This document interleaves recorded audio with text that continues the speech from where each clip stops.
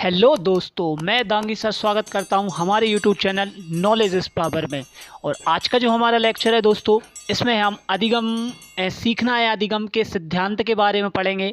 इसी में हम थर्नडाइक का सिद्धांत देखेंगे, पावलोव का सिद्धांत देखेंगे और स्किनर का सिद्धांत देखेंगे और अंतर्दृष्टि का सिद्धांत भी इसी वीडियो में देखेंगे।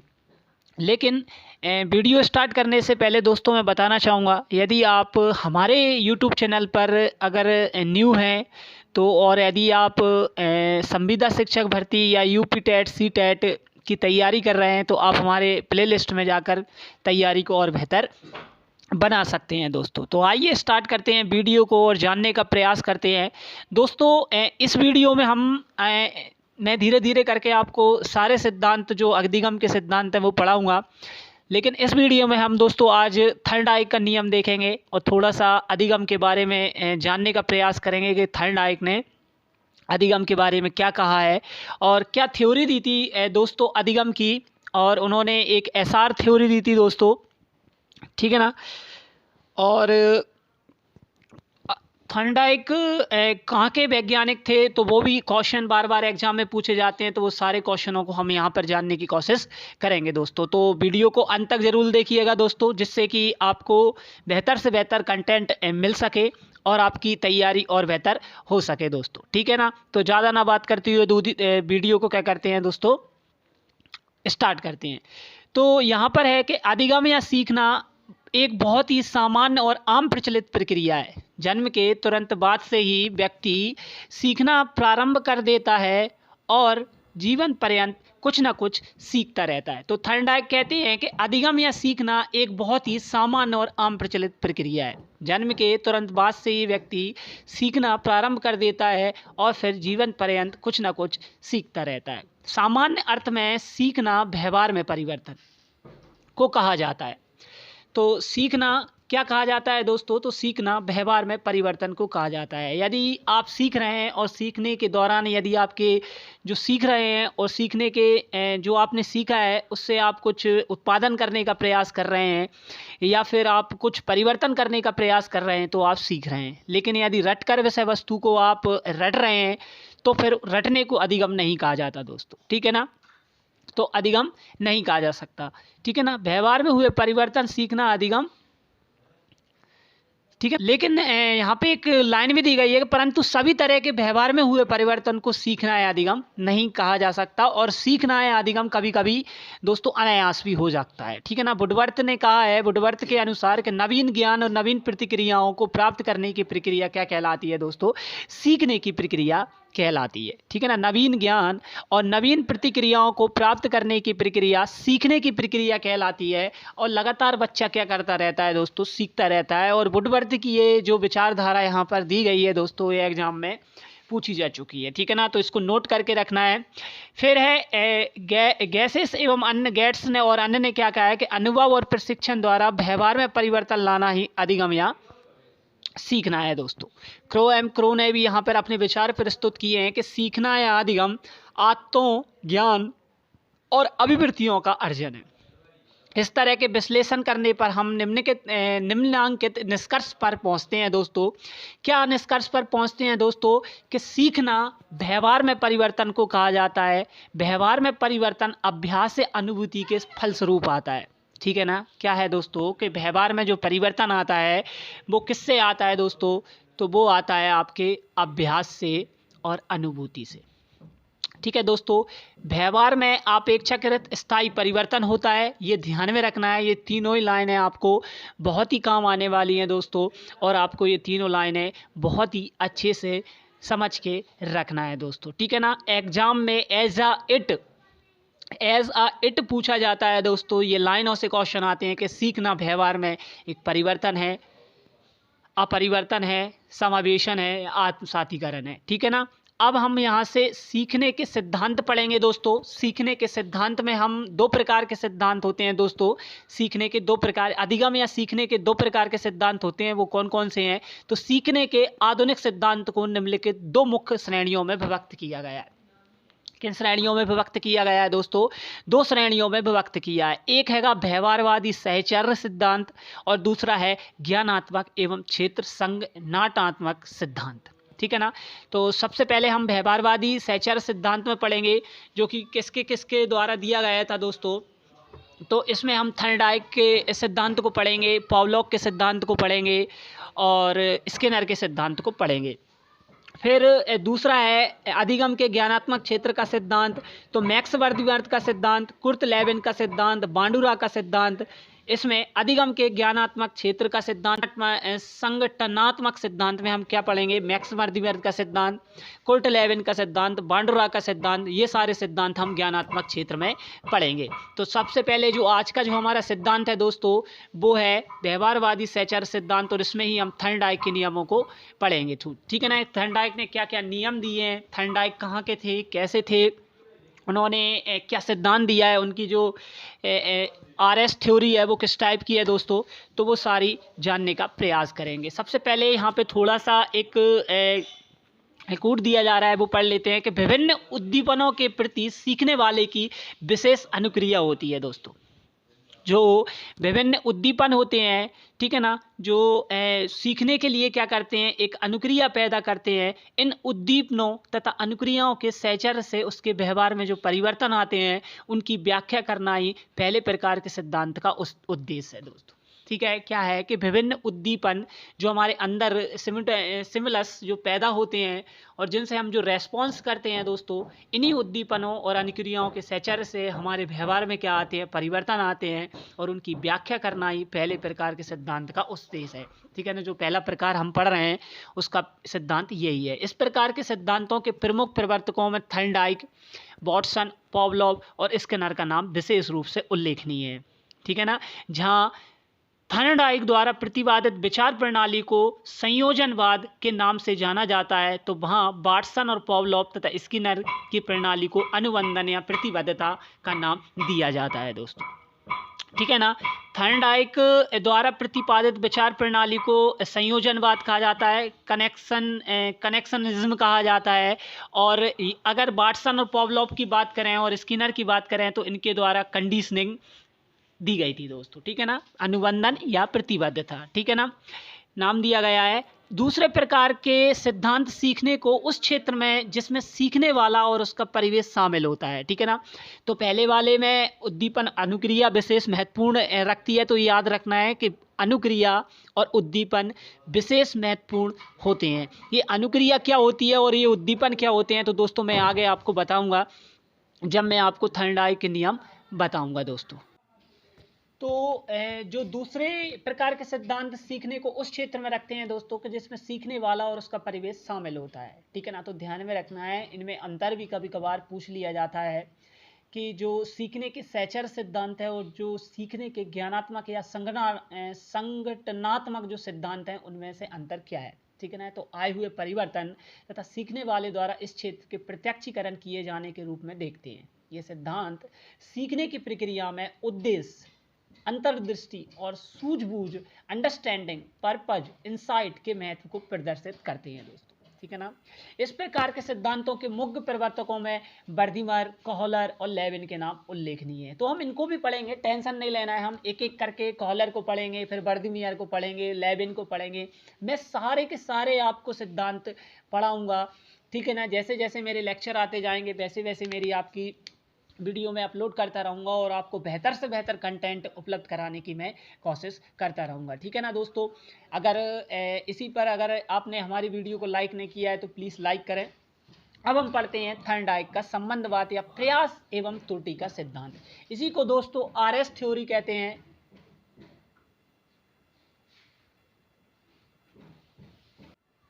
तो थर्नडाइक का संबंधवाद या प्रयास एवं त्रुटि का सिद्धांत पढ़ते हैं। इसी को दोस्तों एसआर थ्योरी भी कहा जाता है और इन्हीं के सिद्धांत को कुछ उपनामों से भी जाना जाता है जो कि एग्जाम में कई बार पूछे जाते हैं और पूछे जा रहे हैं और पूछे जाएंगे दोस्तों। तो मैं उन उपनामों को भी बता देता हूँ। इनकी इस थ्योरी को ही दोस्तों प्रयास एवं त्रुटि का सिद्धांत कहा जाता है, प्रयत्न एवं भूल का सिद्धांत कहा जाता है, संबंधवाद का सिद्धांत कहा जाता है और बंध का सिद्धांत भी इन्हीं के सिद्धांत को कहा जाता है दोस्तों। संयोजनवाद का सिद्धांत भी कहलाता है दोस्तों ये। और यह सिद्धांत शिक्षा मनोविज्ञान के जनक कहलाते थे दोस्तों थॉर्नडाइक।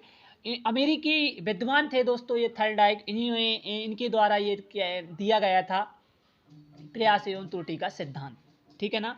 इन्हीं के द्वारा ये सिद्धांत दिया गया था। तो थोड़ा सा हम थॉर्नडाइक के बारे में जान लेते हैं दोस्तों कि थॉर्नडाइक को पशु मनोविज्ञान का दर्जा प्राप्त था दोस्तों। इन्हें ही पशु जंतुओं पर पहला प्रयोग करने का श्रेय जाता है दोस्तों, ठीक है ना। थॉर्नडाइक ने पहली बार 1898 ईस्वी में अपना शोध पत्र एनिमल इंटेलिजेंस प्रस्तुत किया था। उन्होंने अपने एनिमल इंटेलिजेंस शोध पत्र में ही पहली बार कहा कि कोई भी प्राणी, व्यक्ति या बालक प्रयास एवं त्रुटि से सीखता है दोस्तों। किससे सीखता है? प्रयास एवं त्रुटि से सीखता है दोस्तों, ठीक है ना। और ये कहाँ पे लिखा था इन्होंने एक शोध पत्र लिखा था दोस्तों, वो था एनिमल इंटेलिजेंस, ठीक है ना। तो ये ध्यान में रखना है, एनिमल इंटेलिजेंस इन्होंने एक शोध पत्र लिखा था और उसमें इन्होंने एक कोट दिया था दोस्तों। क्या दिया था कि जो बच्चा सीखता है वो बच्चा किससे सीखता है दोस्तों? तो प्रयास एवं त्रुटि से सीखता है, ठीक है ना। पहली बार कब कहा था इन्होंने? 1898 में, ठीक है ना। ये थॉर्नडाइक कहाँ के मनोवैज्ञानिक थे दोस्तों? तो ये अमेरिका के मनोवैज्ञानिक थे, ठीक है ना। कहाँ के थे? अमेरिका के मनोवैज्ञानिक थे। और इन्हीं को पहले पशु मनोविज्ञान के नाम से दर्जा भी दिया जाता है, श्रेय भी दिया जाता है। और इनको कई नोबेल पुरस्कार भी मिले हैं पशु पर प्रयोग करने के, ठीक है ना। लेकिन थॉर्नडाइक ने अनेक जंतुओं पर प्रयोग किया था, परंतु अंतिम रूप से सीखने के नियम व सिद्धांत का प्रतिपादन करने के लिए 1913 में भूखी बिल्ली पर प्रयोग किया था दोस्तों इन्होंने, ठीक है ना। किस पे किया था? भूखी बिल्ली पर प्रयोग किया था दोस्तों, ठीक है ना। तो हम अब अपनी वीडियो पर आते हैं, थॉर्नडाइक का संबंधवाद या प्रयास एवं त्रुटि का सिद्धांत। ये थोड़ी सी जानकारी आपको दी थी दोस्तों कि थॉर्नडाइक कहाँ के थे और थॉर्नडाइक को क्या दर्जा दिया जाता है और इनके पास कैसे कैसे इन्होंने अपने शोध पत्र में लिखा कि जो बालक है वो प्रयास एवं त्रुटि से सीखता है दोस्तों। तो आइए स्टार्ट करते हैं कि थॉर्नडाइक ने सीखने की व्याख्या करते हुए कहा कि जब कोई उद्दीपक व्यक्ति के सामने दिया जाता है तो उसके प्रति वह क्या करने लगता है दोस्तों? अनुक्रिया करने लगता है। जब कोई स्टिमुलस व्यक्ति के सामने दिया जाता है या कोई उत्प्रेरक उसे दिया जाता है या उद्दीपक दिया जाता है तो उसी के प्रति वह क्या करने लगता है?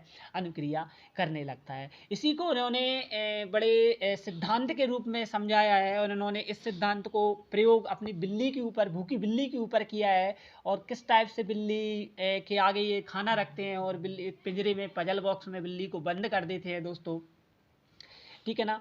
तो इन्होंने जो सिद्धांत दिया था दोस्तों वो भूखी बिल्ली पर दिया था कि ये क्या करते हैं दोस्तों कि एक भूखी बिल्ली को एक पजल बॉक्स में बंद कर देते हैं और उसको एक पजल बॉक्स में बांध के रखते हैं और उसके सामने क्या करते हैं दोस्तों? मछली का एक टुकड़ा आगे रख देते हैं, ठीक है ना। उस पिंजरे का जो बॉक्स जो लॉक होता है दोस्तों वो बंद होता है, लेकिन बिल्ली क्या करती है? उछल कूद करती है, बार बार उछल कूद करती है। और बार बार उछल कूद करने के बाद एक समय ऐसा आता है कि बिल्ली दरवाज़ा खोलना सीख जाती है और खाना प्राप्त कर लेती है। बार बार यह क्रिया दोहराई जाती है और बार बार बिल्ली प्रयास करती है और एक समय ऐसा आता है दोस्तों कि बिल्ली अब दरवाज़ा खोलना सीख जाती है। अब उसको कोई समय नहीं लगता है और बिल्ली दरवाज़ा खोल लेती है और अपना खाना प्राप्त कर लेती है, ठीक है। तो इसी के तर्ज पर जो थॉर्नडाइक थे उन्होंने फिर अपने कुछ परसेप्शन दिए, कुछ अपने विचार व्यक्त किए कि किस टाइप से बच्चा उसी बच्चे पर उसको लागू किया और उन्होंने अपने सिद्धांत को आगे बढ़ाया, ठीक है ना। तो अनुक्रिया करता है, अनुक्रिया सही होने से उसका संबंध, कनेक्शन उसी विशेष उद्दीपक के साथ हो जाता है। इस संबंध को सीखना कहा जाता है दोस्तों। इस संबंध को संबंधवाद की संज्ञा दी जाती है। थॉर्नडाइक के अधिगम के सिद्धांत को प्रयास एवं त्रुटि का सिद्धांत एवं संबंधवाद के नाम से जाना जाता है। उन्होंने इसका प्रयोग एक बिल्ली पर किया था दोस्तों। थॉर्नडाइक ने सीखने के सिद्धांत में 3 महत्वपूर्ण नियमों का वर्णन किया था दोस्तों। सबसे पहला था लॉ ऑफ एक्सरसाइज, दूसरा था लॉ ऑफ रेडीनेस और तीसरा था लॉ ऑफ इफेक्ट, अभ्यास का नियम, तत्परता का नियम और प्रभाव का नियम दोस्तों। ठीक है ना। तो ये 3 नियम दिए थे। 3 नियमों को दोस्तों, इन 3 नियमों से बहुत ही एग्जाम में क्वेश्चन आते हैं, ठीक है ना। तो इनको बड़े ध्यान से पढ़ना है। और कभी कभार तो यही पूछ लिया जाता है कि अभ्यास का नियम किस मनोवैज्ञानिक द्वारा दिया गया है, तत्परता का नियम किस मनोवैज्ञानिक द्वारा दिया गया है। और क्वेश्चन कैसे कैसे आते हैं दोस्तों, तो मैं आपको हर डिटेल में बताता चलूँगा कि यहाँ से क्वेश्चन आते हैं, इस टाइप से क्वेश्चन आते हैं, ठीक है ना। तो एक एक करके इनके सिद्धांतों को पढ़ लेते हैं, ठीक है ना। तो इन्हीं के द्वारा, इन्हीं के अभ्यास के नियम के 2 गौड़ और नियम हैं दोस्तों, वहाँ से भी क्वेश्चन आते हैं। फिर तत्परता के 2 गौड़ और नियम हैं, वहाँ से भी क्वेश्चन आते हैं। और प्रभाव के नियम के भी 2 गौड़ नियम और हैं, ठीक है ना। ये तो मुख्य नियम है, लेकिन इनके 2 गौड़ नियम और हैं दोस्तों, तो वो भी मैं आपको बताना चाहूँगा दोस्तों। यहाँ पे सबसे पहला जो है तत्परता का नियम है। तत्परता के नियम को दोस्तों रुचि का नियम भी कहा जाता है। तत्परता के नियम को ही क्या कहा जाता है, रुचि का नियम कहा जाता है। और एग्जाम में कई बार क्वेश्चन आया है कि रुचि का जो नियम है वो किस मनोवैज्ञानिक द्वारा दिया गया था। तो ये किस द्वारा दिया गया था, थॉर्नडाइक द्वारा दिया गया था, ठीक है ना। रुचि का नियम। फिर अभ्यास के नियम को, अभ्यास का जो नियम है दोस्तों, वो उपयोग और अनुपयोग के नियम, उपयोग और अनुपयोग के नियम को भी अभ्यास का नियम कहते हैं दोस्तों, ठीक है ना। तो कई बार एग्जाम में ये भी पूछा गया है कि उपयोग और अनुपयोग के नियम किस मनोवैज्ञानिक द्वारा दिए गए थे, तो वो थॉर्नडाइक के द्वारा दिए गए थे। फिर प्रभाव का नियम है दोस्तों। तो प्रभाव के नियम को संतोष या असंतोष का नियम भी कहा जाता है। और रीट में तो कई बार पूछा जा चुका है दोस्तों ये वाला नियम, ठीक है ना। तो संतोष और असंतोष का नियम क्या कहलाता है दोस्तों, प्रभाव का नियम कहलाता है, ठीक है ना। तो सबसे पहले पढ़ते हैं हम अभ्यास का नियम, लॉ ऑफ एक्सरसाइज। यह नियम इस तथ्य पर आधारित है कि अभ्यास से व्यक्ति में पूर्णता आती है। Practice make man perfect. क्या बनाती है दोस्तों, practice make man perfect. Practice जो है बालक या आदमी को क्या बनाती है दोस्तों, परफेक्ट बनाती है। हिलगार्ड तथा बाओस ने इस नियम को परिभाषित करते हुए कहा है, क्या कहा है कि अभ्यास करने से उद्दीपक तथा अनुक्रिया का संबंध मजबूत हो जाता है। जैसे एक बिल्ली बार बार अभ्यास करती है, बार बार दरवाज़ा खोलने का प्रयास करती है, और एक समय ऐसा आता है कि बिल्ली अपने प्रयास में सफल हो जाती है और दरवाज़ा खोल लेती है दोस्तों, ठीक है ना। यहाँ पर लिखा है कि उपयोग का नियम तथा अभ्यास रोक देने से, इसी को उपयोग का नियम भी कहते हैं, ठीक है ना। अभ्यास रोक देने से संबंध कमज़ोर पड़ जाते हैं। यदि हम अभ्यास ना करें तो हम भी देखें, यदि हम एक बार किसी चीज़ को पढ़ते हैं तो वो चीज़ हमको लंबे समय तक नहीं रहती है, लेकिन यदि हम बार बार प्रयास करते रहते हैं तो वो चीज़ हमारे माइंड में फिट हो जाती है और लंबे समय तक बनी रहती है, ठीक है ना, या विस्मरण हो जाती है। उपयोग या अनुपयोग का नियम, ठीक है ना। तो ये उपयोग कहलाता है कि इस नियम को परिभाषित करते हुए हिलगार्ड और बॉयस ने कहा है कि मजबूत होता है तो उपयोग नियम अच्छा नियम है, और अभ्यास रोक देते हैं तो ये अनुपयोग का नियम, इसलिए इसको उपयोग और अनुपयोग का नियम भी कहा जाता है दोस्तों, ठीक है ना। ये किसने कहा है, तो ये हिलगार्ड तथा बायोस ने कहा है। फिर है तत्परता का नियम दोस्तों। तत्परता का नियम क्या है कि इस नियम को थॉर्नडाइक ने गॉड नियम माना है और कहा कि इस नियम द्वारा हमें सिर्फ यह पता चलता है कि सीखने वाले व्यक्ति किन किन परिस्थितियों में संतुष्ट होते हैं दोस्तों, या उनमें खीज उत्पन्न होती है। जैसे मान लो कोई व्यक्ति है और बार बार वह प्रयास कर रहा है लेकिन सफल नहीं हो पा रहा है, तो उसमें क्या असंतुष्टि पैदा हो जाती है। तत्परता इसी को कहते हैं कि कोई काम तत्पर रहकर हम करते हैं लेकिन उसका रिजल्ट नहीं निकलता है दोस्तों, तो वहाँ पे फिर खीज उत्पन्न होने लगती है। लेकिन अगर परिणाम अच्छे निकलते हैं तो संतुष्ट भी होता है, खुशी भी मिलती है दोस्तों, ठीक है ना। तो जब व्यक्ति किसी कार्य को करने के लिए तत्पर रहता है और उसे वह कार्य करने दिया जाता है तो इससे उसे क्या मिलता है दोस्तों, संतोष मिलता है। लेकिन जब व्यक्ति किसी कार्य को करने के लिए तत्पर रहता है परंतु उसे वह कार्य नहीं करने दिया जाता है तो उसमें खीज या असंतोष उत्पन्न होती है, ठीक है ना। क्या उत्पन्न होती है, असंतोष उत्पन्न होता है, खीज उत्पन्न होती है, और कहीं ना कहीं वो नाराज भी हो जाता है। जब व्यक्ति किसी कार्य को करने के लिए तत्पर नहीं रहता है परंतु उसे वह कार्य करने के लिए बाध्य किया जाता है तो इससे भी व्यक्ति में क्या उत्पन्न होती है दोस्तों, खीज उत्पन्न होती है। इसलिए इस नियम को संतोष और असंतोष का नियम भी कहा जाता है दोस्तों, ठीक है ना। मैंने पहले बता दिया है आपको कि इसी नियम को क्या कहा जाता है दोस्तों, संतोष और असंतोष का नियम कहा जाता है। ठीक है ना, ध्यान में रखना है, भूलना नहीं है। फिर है प्रभाव का नियम। क्या? प्रभाव का नियम, लॉ ऑफ इफेक्ट। थर्नडाइक के सिद्धांत का यह सबसे महत्वपूर्ण नियम है। इस नियम के अनुसार व्यक्ति किसी अनुक्रिया आकार को उसके प्रभाव के आधार पर सीखता है। ठीक है ना, किसके आधार पर सीखता है? प्रभाव के आधार पर सीखता है दोस्तों। ठीक है ना। इनके द्वारा दोस्तों कुछ सहायक नियम का भी वर्णन किया गया है। थर्नडाइक ने कुछ सहायक नियम भी दिए हैं, तो उनको भी हम यहाँ पर देख लेते हैं। इनमें से भी कभी कभार क्या एग्जाम में क्वेश्चन आ जाते हैं दोस्तों। ठीक है ना। तो यहाँ पर दिया है बहुक्रिया। बहुक्रिया का नियम, मल्टीपल रेस्पॉन्स का नियम जो दिया है वो थर्नडाइक के द्वारा दिया गया है। ठीक है ना। इस नियम के अनुसार किसी भी सीखने की परिस्थिति में प्राणी अनेक अनुक्रियाएं करता है, जिससे प्राणी उन अनुक्रिया को सीख लेता है जिससे उसे सफलता मिलती है दोस्तों। प्रयास करने से सफलता मिली जाती है दोस्तों। ठीक है ना। तो ये बहु प्रतिक्रिया का सिद्धांत किसने दिया है दोस्तों? तो ये थर्नडाइक ने दिया है। अनुक्रिया करता है, अनुक्रिया बार बार अनुक्रिया करते हैं हम, और एक समय ऐसा आता है कि हम उस चीज़ को सीख जाते हैं और सफलता मिल जाती है। फिर तत्परता या मनोवृत्ति, सेट और एटीट्यूड, इन्होंने एक शब्दावली दी है दोस्तों कि तत्परता या मनोवृत्ति से इस बात का निर्धारण होता है कि प्राणी किस अनुक्रिया को करेगा या किस अनुक्रिया को करने से कम संतुष्टि तथा किस अनुक्रिया को करने से अधिक संतुष्टि मिलेगी दोस्तों। ठीक है ना। तो ये शब्दावली थर्नडाइक के द्वारा दी गई है। ठीक है ना। मनोवृत्ति या तत्परता से ये मिलता है, तत्पर होकर हम कोई काम करते हैं और अगर रिजल्ट आ जाता है तो संतुष्टि होती है, और नहीं आता तो फिर असंतुष्टि होती है दोस्तों। सादृश्य अनुक्रिया है दोस्तों, रेस्पॉन्स बाय सिमिलैरिटी और एलर्जी।